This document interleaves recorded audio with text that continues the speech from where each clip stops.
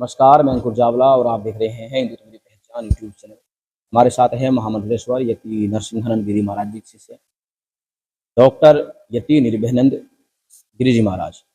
हर हर महादेव स्वामी जी। हर हर महादेव अंकुर जी, हर हर महादेव जी।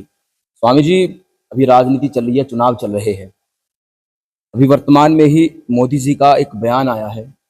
एक निजी चैनल के एक पत्रकार को मोदी जी ने गंगा के अंदर खड़े होकर नाव में वाराणसी में जिस दिन उनका नामांकन था, रोड शो से पहले उन्होंने एक निजी पत्रकार के सवाल का उत्तर देते हुए कहा कि मुझे लगता है कि मैं बायोलॉजिकल नहीं हूं, मुझे परमात्मा ने किसी कार्य के लिए भेजा है।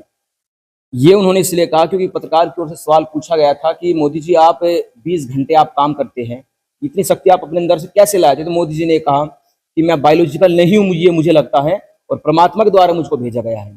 विपक्ष ने इसको हाथों हाथ लिया और विपक्ष ने कटाक्ष करते हुए मोदी जी पर यह कहा, राहुल गांधी जी ने, कि मोदी जी कहते हैं कि हम बायोलॉजिकल नहीं हैं। तो मोदी जी ये बताए कि बायोलॉजिकल और परमात्मा, एक प्रकार से मोदी जी ने खुद को परमात्मा यानी अवतार कहा है। तो विपक्ष के इस कटाक्ष पर आपकी क्या प्रतिक्रिया है? देखिए अंकुर जी, जब अहंकार जो है ना अपनी प्रकाष्ठा पे हो जाती है, यानी कि अहंकार इतना बढ़ जाए कि कोई एक इंसान अपने आप को अवतार मानने लग जाए, अपने आप को ये भी कह सकता है कि मैं परमात्मा ने डायरेक्ट ऊपर से भेजा है। जैसे आपने देखा हुआ, उन्होंने कहा कि आसमान से उतरा है। इस तरह से ये लोग मानने लग जाते हैं। तो इनकी जो अहंकार है वो पूरा टॉप लेवल पर है, और कहते हैं कि जब विनाश काल आता है तो ऐसे ऐसे शब्द ये लोग बोलते हैं। और ये राजनीतिक मुद्दा है। देखिए, ये लोग राजनीतिक पार्टी है, कोई भी पार्टी राजनीतिक पार्टी है, ये अपने फायदा के लिए और पब्लिक को भावनात्मक इमोशनल ब्लैकमेल करने के लिए कुछ भी कह सकते हैं ये। तो इनको ज्यादा गहराई से नहीं लेना चाहिए, और ज्यादा विपक्ष क्या कह रहा नहीं कह रहा मुझे इससे कोई मतलब नहीं पड़ता है। लेकिन लोगों का वोट मुझे कैसे मिले, महिलाओं को किस तरह से मेरी भावनात्मक, मैं किस तरह से उसको अपनी तरफ को आकर्षित करके वोट ले लूं, इसलिए ऐसे ऐसे फंडा जो है, ऐसे ऐसे शब्द के इस्तेमाल इलेक्शन में ये नेता लोग करते हैं।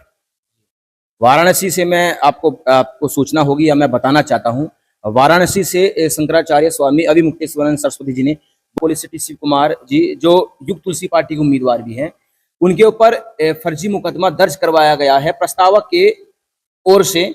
और ये कहा गया पॉलिसिटी शिव कुमार जी की ओर से कि मोदी जी चाहते हैं कि हम निर्विरोध यहाँ से जीतें और हमें कोई ऐसा व्यक्ति ना मिले जो हमारे बराबर हमको टक्कर दे सके। तो शंकराचार्य जी ने ये कहा है कि मोदी जी नहीं चाहते हैं कि वाराणसी से कोई ऐसा उम्मीदवार उनके सामने खड़ा हो जो गाय की बात करता हो, सनातन की बात करता हो। इसलिए पॉलिसिटी शिव कुमार जी के खिलाफ FIR दर्ज की गई और उनको अग्रिम जमानत के लिए मना कर दिया गया। तो जिस प्रकार से शंकराचार्य जी ने मोदी जी के ऊपर आरोप लगाए हैं, उन आरोपों को आप कैसे देखते हैं? देखिए, शंकराचार्य भगवान है। शंकराचार्य जी जो भी निर्णय लिए हैं, वो निर्णय हम सन्यासियों को, संतों को और सनातन धर्म के मानने वालों को सर्व माने हैं। नेता अपने आप को सुपर डुपर दिखाने के लिए सभी प्रकार का हथकंडा अपनाते हैं। वो ये नहीं चाहते कि कोई आदमी हमारे सामने खड़े हो जाए, चाहे वो कम वोट मिले या ज़्यादा वोट मिले। यानी कि वो विश्व लेवल पर भी भारत में ये दिखाना चाहता है कि मेरे सामने कोई है नहीं, और इसके लिए जो भी उसका साम दाम दंड भेद अपनाना होता अपनाते हैं। उसके ऊपर फर्जी मुकदमा लगाना हो या किसी प्रकार के छापा डलवाना हो, इस तरह के काम तो आज से नहीं, पहले से जवाहरलाल नेहरू और इंदिरा गांधी के समय से भी चलता रहा। तो ये उसी के, मैं तो ये कह रहा हूँ कि जो कांग्रेस के जो मार्ग था उसी मार्ग पर मोदी जी चल रहे हैं। तो ये तो हिटलर शाही है, हिटलर शाही तो इलेक्शन में दिखाएंगे ही। खैर, ये 2029 में हिटलर शाही चल सकती है, उसके बाद मुझे नहीं लगता है कि हिटलर शाही इनके चलने वाली है। जी, अभी आपको पता होगा ईरान के राष्ट्रपति अपने हेलीकॉप्टर क्रैश में मारे गए। उसके बाद भारत सरकार ने 21 मई को एक दिन का राष्ट्रीय शोक भारत में रखा और राष्ट्रीय ध्वज को आधा झुकाया गया सरकारी इमारतों से। जिस प्रकार से ईरान और इजराइल के बीच में जो एक प्रकार के जो दुश्मन है एक दूसरे के, ईरान के राष्ट्रपति जिस प्रकार से मारे गए, आपको कितना सही लगता कि भारत के अंदर एक दिन का राष्ट्रीय शोक घोषित कर देना और राष्ट्रीय ध्वज को सरकारी इमारतों से झुका देना, बल्कि जो 57 इस्लामिक मुल्क है, लगभग 52 से 54 इस्लामिक मुल्कों ने राष्ट्रीय शोक नहीं मनाया, लेकिन भारत में आखिरकार किनको खुश करने के लिए ईरान के राष्ट्रपति के हेलीकॉप्टर क्रैश में वे मारे गए और यहाँ पर राष्ट्रीय शोक मनाया गया एक दिन का और राष्ट्रीय ध्वज को झुका दिया गया। देखिए, ये मैं अब नाम ही लेके कहना पड़ेगा क्योंकि आपने ऐसा सवाल कर दिया है कि मोदी जी जो है, नरेंद्र मोदी जी, ये इस्लाम से बहुत प्रेम है इन्हें। आप पिछले समय से काफी वीडियो देखा होगा कि बोहरा मुसलमानों के लिए गए हैं, जबकि 90% बोहरा मुसलमान हमारे ही देश में है, वो गुजरात के साइड में है। बाकी के मतलब 7 या 8% जो बोहरा मुसलमान है वो बाहर हैं, उनके लिए गए, वहां पर गए, उसके बड़ा मदरसा, पता नहीं क्या क्या आडम्बर करा। ये मुस्लिम प्रेम दिखाता है हमारा, चाहे वो ईरान हो, इराक हो या 57 देश के मुसलमान से हमारा कुछ लेना देना नहीं है, लेकिन ये उनका मुस्लिम प्रेम है कि उन्होंने ये राष्ट्रीय शोक घोषित किया इन्होंने और ध्वज को इस तरह झुकाया। ये बहुत बड़ा, मतलब हम कहें कि हमारे 100 करोड़ सनातनी हिंदुओं का ये अपमान है एक तरह से, क्योंकि एक तरफ ये हमारे सनातनियों के खून के प्यासे हैं, भेड़िए हैं ये, और दूसरी तरफ जो सनातनियों को बिल्कुल निगलना चाहते हैं ये राक्षस हैं। और उन लोगों के लिए, और इस तरह से जो है, जिस तरह से इन्होंने जो है शोक मनाया और इस तरह से ध्वज को झुकाया, ये हमारे 100 करोड़ सनातनी हिंदुओं का, देशवासियों का अपमान है।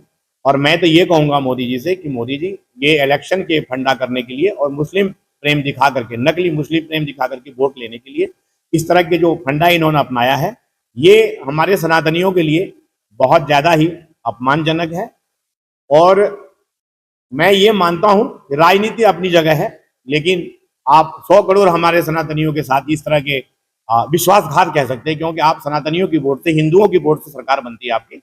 और ये जिहादी मानसिकता के लोग, ये जो खून के हमारे प्यासे हैं, जो सनातनियों के साथ आए से नहीं, पहले से ही 800,000 वर्षों से इन्होंने जिस तरह से सनातनियों के साथ किया, उसके लिए जो मानवता की लड़ाई लड़ रहे हैं। अभी आपने देखा कि इजराइल के साथ में क्या इन्होंने किया है, उसके बाद इजराइल के साथ जो हमास वाले, उनके साथ देने के लिए इन्होंने क्या किया, उसके बावजूद आप एक राक्षस को इस तरह से महान बनाने की कोशिश कर रहे हैं।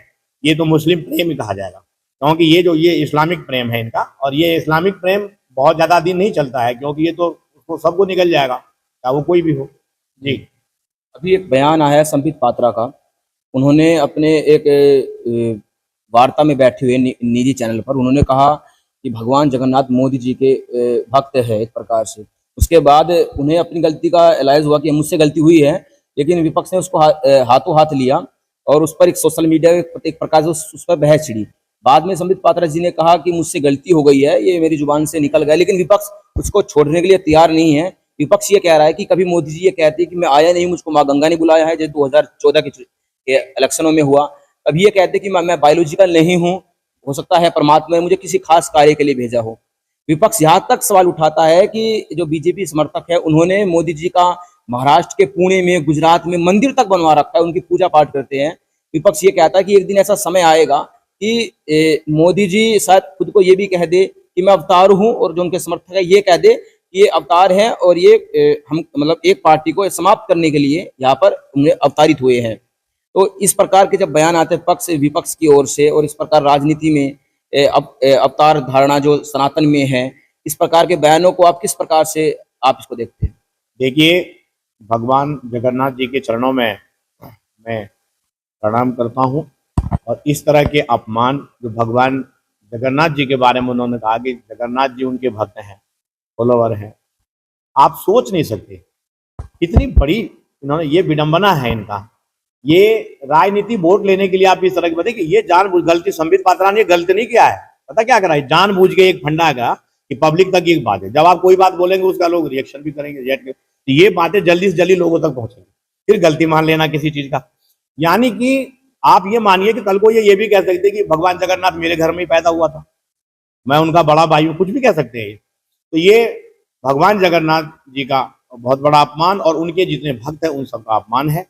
और मुझे ये समझ में नहीं आता कि जो हमारे सनातनी भाई जो अंधभक्त बने हुए हैं इनके, क्या उनके पास मन बुद्धि विवेक है या नहीं है? अपनी बुद्धि और विवेक का इस्तेमाल नहीं करते क्या? वो तनिक भी नहीं सोचते कि जो व्यक्ति एक छोटा सा परिवार में पैदा हुआ, सबके सामने पहले कुछ चाय वाला बता रहा, फिर चौकीदार बता रहा, फिर अवतार बताने लग जाता, फिर जगन्नाथ जी उनका फॉलोवर हो जाते हैं। मुझे ये समझ में नहीं आ रहा कि हमारे सनातनियों की बुद्धियों में क्या कुछ गोबर ओबर घुस गया है क्या? इन लोगों को अंधभक्त बने हुए इनके। वो तो अपना फंडा अपना रहा है, उन्हें 2029 में इस बार प्रधानमंत्री बनना है। उसके बाद तो मुझे नहीं लग रहा कि कोई सनातनी आगे 2034 में कोई प्रधानमंत्री बन पाएगा, क्योंकि इन जिहादियों का, इन लोगों का इतना जनसंख्या जब तक हो चुका होगा कि ये किसी भी हालत में कोई सनातनी बन नहीं पाएंगे। लेकिन हिंदुओं का दुर्दशा, मैं तो ये कहना चाहता हूं कि जिस तरह से अपने आप को स्वयंभू राष्ट्रपिता कहने वाले उस समय में लोग उनके पीछे चलते थे अंधभक्त होकर के, उसके बाद चाचा नेहरू स्वयंभू चाचा बनने वाले के पीछे चलने लगे।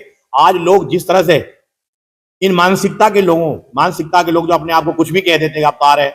संबित पात्रा तो उनका एक प्यादा है, संबित पात्रा तो जो बुलवाता वही बोलते हैं संबित पात्रा। तो उन्हें लगने लगा है कि मैं, कभी कभी लोग सोचने लग जाते हैं कि मैं ही परमात्मा हूं, मैं ही सर्वोपरि हूं, सुप्रीम पावर बन जाता हूं। लेकिन अभी देखिए 2029 की बात है, ये सुप्रीम पावर क्या होगा दिखाई पड़ जाएंगे। लेकिन हमारे सना में एक मैसेज आपके हिंदुत्व मेरी पहचान के चैनल के माध्यम से देना चाहता हूं सनातनी भाइयों को, हिंदू भाई बहनों को, कि आप अपने बुद्धि विवेक का इस्तेमाल करिए। इस तरह के फंडा में राजनीतिक लोगों को आप अपना भाग विधाता न माने कि जो कह दिया वही ठीक है। आप अपने वेद शास्त्र सम्मत सोचिए, विचारिए इस बात को। क्या एक व्यक्ति इस तरह से भगवान जगन्नाथ जी को अपना फॉलोअर बता देता है, तो क्या उनके साथ क्या करना चाहिए, उनके साथ क्या व्यवहार होनी चाहिए? जगन्नाथ जी के करोड़ों में फॉलोअर हैं, उन लोगों के दिल पर क्या बीता होगा? तो ये सब देखिए सोचनीय है, विचारणीय है। और इलेक्शन के लिए एक तुच्छ छोटा सा इलेक्शन के लिए इस तरह से फंडा अपनाना, जैसे पहले कहा कि एक नमो नमो का दे दिया, अब नमो शब्द पे जैसे देखा होगा आपने कि आरएसएस ने उसको इतना उठाई थी, हालांकि चट्टे बट्टे हैं। फिर गंगा माता ने मुझे बुलाया है और इस बार बोलता है कि मैं बायोलॉजिकल नहीं हूँ और इस जगन्नाथ जी मेरे फॉलोवर है। कल को ये भी कह सकते हैं सारा सृष्टि मैंने ही बनाया है, कुछ भी कह सकते हैं। तो जो हमारे देश के वोटर है, जो हमारे देश के सनातनी भाई है, भाई बहन हैं, उन लोगों को ये सोचना चाहिए कि इस तरह से जो लोग बोलते हैं उसके बड़बोलापन को किस तरह से हम जवाब दें और इस तरह से आगे इस तरह की बात कोई ना करे। इसलिए हमारे सनातनी भाई बहनों को सोचना पड़ेगा। हम लोग संतो विचार करते ही करते हैं। जी अंकुर जी। ये अभी 400 पार का नारा लगाया जा रहा है, सब जानते हैं उसको, उस पर चर्चा हो रही है। ये 400 पार का ये आत्मविश्वास है या एक प्रकार से इसको कहे आत्मविश्वास, या कुछ और ये हो सकता है? आप एक बात बताइए, उनको कैसे पता चल गया कि 400 से पार हम सीट लेंगे? इसका मतलब आप समझ रहे, विपक्ष वाले जो नारा लगाते हैं, विपक्ष के चक्कर में नहीं पड़ता। मुझे कोई राजनीति से कोई मतलब नहीं है। आपका हाथ में ये सॉफ्टवेयर है, ईवीएम मशीन है, सॉफ्टवेयर है, आप कोई भी चीज फिट कर सकते हैं। क्यों? सॉफ्टवेयर किसने बनाया? इंसान ने तो बनाया है। आप कोई भी चीज फिट कर दीजिए, कोई कहीं भी बटन दबा दीजिए, दबाओ कहीं पे दबेगा, एक जगह जाके कहीं पे भी। सॉफ्टवेयर है तो कुछ भी हो सकता है। तो इसको ईवीएम पर इतना भरोसा है, ईवीएम पर मैं बता रहा हूँ, ईवीएम इसके लिए सर्वोपरि है। इसके लिए 400 पार के 500 पार भी कर सकते हैं, तो वो बड़ी बात नहीं है कोई। मैं इनको नहीं मानता कि इनका जो है ना कि जो ये कहता कि 400 पार, तो 400 पार का सिस्टम इन्होंने ईवीएम में फिट कर दिया होगा पहले से, मुझे लग रहा है। वैसे अगर जमीनी पे जाके लड़ेगा नहीं। अभी तो इन्होंने खूब किया था कि हमारे पहले कहा कि मुस्लिम बहनों ने दबा के वोट दिया था, मुझे एक वोट नहीं दिया था इन्हें। अभी मुस्लिम प्रेम के लिए जो है उनके राष्ट्रपति क्रैश हो गया, उसमें उसके लिए झंडा झुका दिया। ये कहीं पर भी जाके एक जगह रुकते नहीं है। और इनका फंडा ये है कि किसी किसी प्रकार से आप जो है प्रधानमंत्री बनिए और सुपर पावर, मतलब ये तो सोचते हैं कि अमेरिका से भी आगे बढ़ना चाह रहे हैं। खैर, लेकिन इस तरह से हमारे धार्मिक भावनाओं को, हमारे देवी देवताओं को इस अपमानित कर अगर ये तुच्छ एक वोट के लिए अगर ये फंडा अपना रहे हैं, ये बहुत दुर्भाग्य है। और हमारे देशवासियों के लिए, हमारे देश के लिए, और जहां जहां भी हमारे सनातनी भाई बहन रहते हैं उन सब के लिए दुर्भाग्यपूर्ण है। ऐसे बड़बोले, ऐसे तुच्छ विचार मानसिकता के लोगों को उनके जवाब देना चाहिए। इसी के साथ में आगे और कुछ नहीं कहना चाहता हूँ। हर हर महादेव। हर हर महादेव स्वामी जी, हर हर महादेव, हर हर महादेव।